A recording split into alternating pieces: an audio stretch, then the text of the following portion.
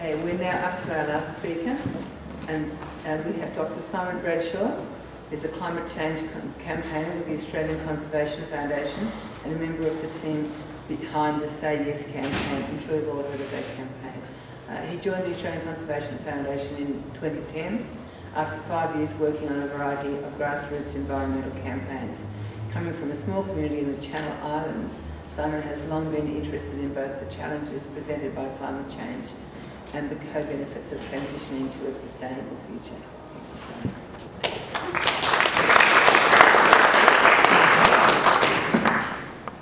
Thank you, Annie and Phil and ParraCAN for this very, very timely forum. I'd like to begin by acknowledging the traditional owners and paying my respects to their elders past and present.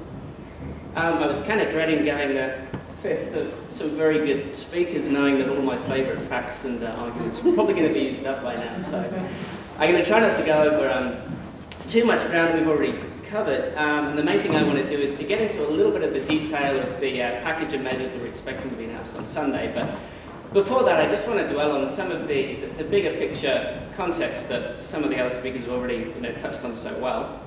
I'm going to start with just a little personal story. My own turning point, I guess, or point where I first began to really worry about climate change and start to think that we needed to question the way our societies were evolving was about 2005. I've got to confess I haven't been in this movement for nearly as long as probably many of you.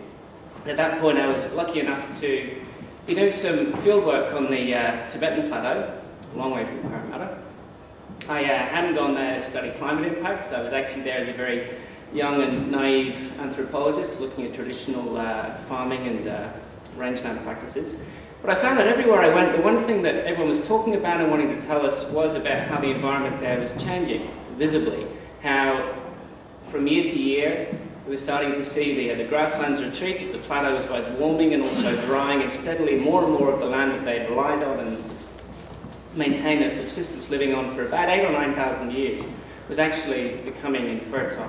And that was a very confronting experience for two reasons. Firstly, because climate change suddenly seemed very, very real, not something abstract, not some theory that I've been reading about, but something that was in real time affecting people's lives in quite a profound way.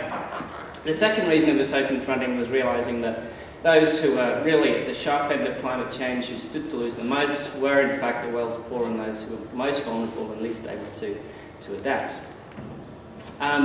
Now I'm sharing that story because I guess my life these days, like many of us, is spent dealing with the day-to-day very fierce, very undignified debate we're currently having about climate change. Either that or getting down into a lot of policy detail, and it's very easy to forget just what's at stake and those very serious realities.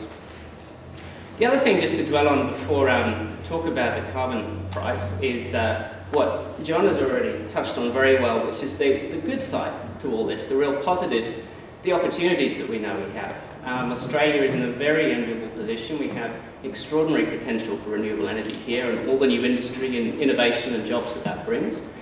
I want to go a bit further than that still and suggest that there are all sorts of additional dividends that we will find when we start transitioning to a sustainable future. Dividends for the health, the strength of our communities, the affordability of our lifestyles, and really I'm confident to stand up here and say that a sustainable future is one that we can really look forward to if we're willing to take some bold steps at this point. So that's, I think, something we can always temper some of that very, very harrowing news that we're always confronted with. Okay, that's enough preamble, so to get into some of the detail now. And incidentally, I'm not suggesting for a moment that the package of measures we expect to be announced this weekend. I think there's been enough leaks and there's enough detail out there for us to know basically what it's going to look like. I'm not going to suggest that that is in any way a silver bullet that's going to solve the world's climate woes or immediately kickstart a clean energy revolution in Australia. I think Simon is absolutely right in reminding us of the scale of transition we have to look at.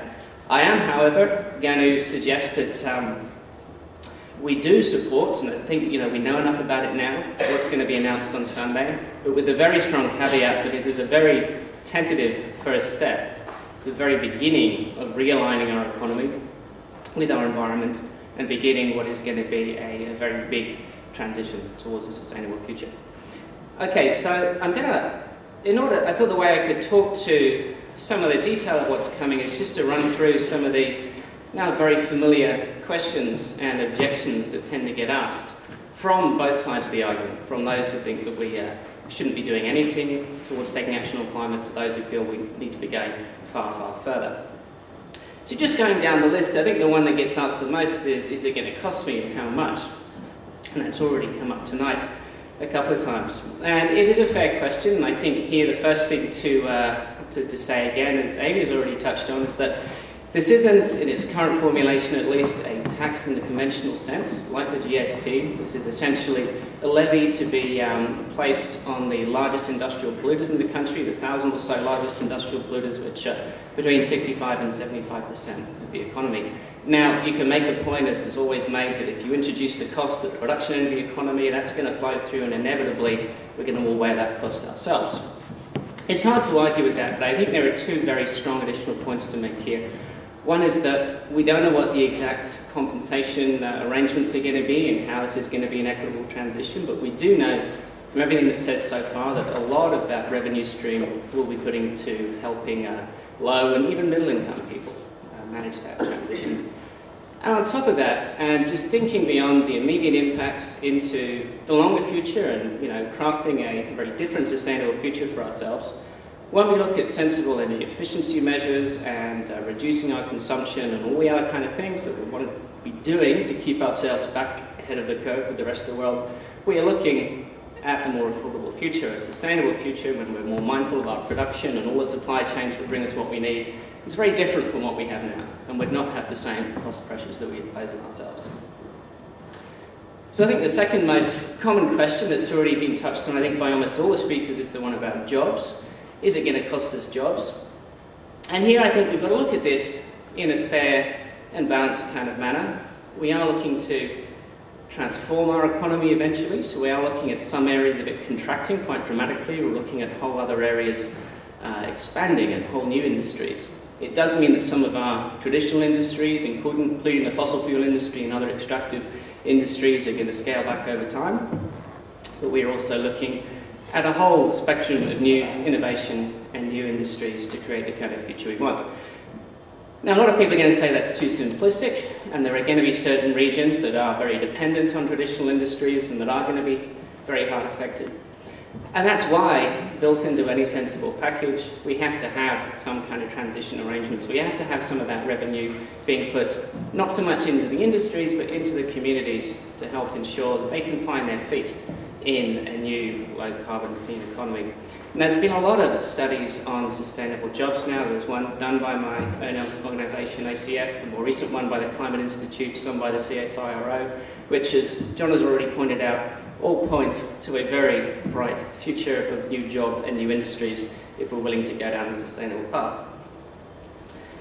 Just staying in that economic frame, again, one thing that we hear trotted out a lot is this worry about damaging our economy, reducing our international competitiveness, and the very familiar question now, why would we act ahead of the rest of the world?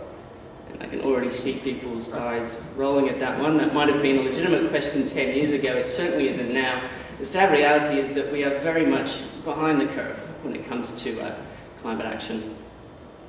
I don't want to get into too many specifics here. There isn't much time, but I think there are some now familiar examples from China to the European Union, even to some of the less developed economies, including Brazil and Korea, which are not necessarily in the forms of emissions trading, but taking some very impressive steps in order to boost clean energy. And of course, even New Zealand, as we know, does have an emissions trading scheme and is expanding that in stages. So, I think I was going to talk a little bit more about, are there better options? Might sort of leave that to the questions. I think that there may be a diversity of views among us here when we get down to the technicalities, whether we're talking about a tax or an emissions trading scheme. I don't have any particularly strong views there, and I am part of a coalition that has a range of views. I think the thing we're wanting to say loud and clear is we want to make these first steps.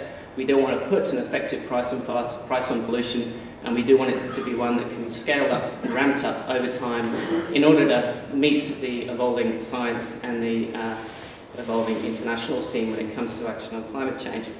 So perhaps I won't get too much into the alternatives. I know John, Simon and Amy have already covered some of that very well. So I think what I'll close with is just going a bit back to where I started. I think we can all agree that we're having a pretty ugly, very undignified debate on climate change at the moment, which I think if you look into Australia from the outside is pretty disgraceful and very embarrassing. And we're going to be looking back on it in due course, pretty shameful at ourselves collectively. One thing that the opponents of action on climate change have learned to do very well is to tap into people's self-interest, their mistrust, their, I guess what we might call their more suspicious, their more negative side.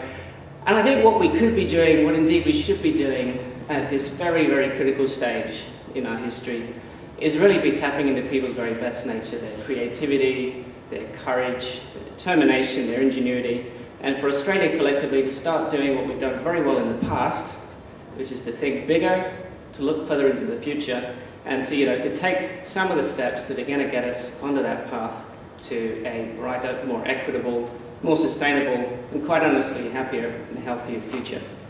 And with that in mind, I think we do want to look seriously at what comes out this Sunday, not let the perfect be the enemy of the good, as we're so often saying. Keep in mind the scale of the task we've got before us, and really take some constructive action.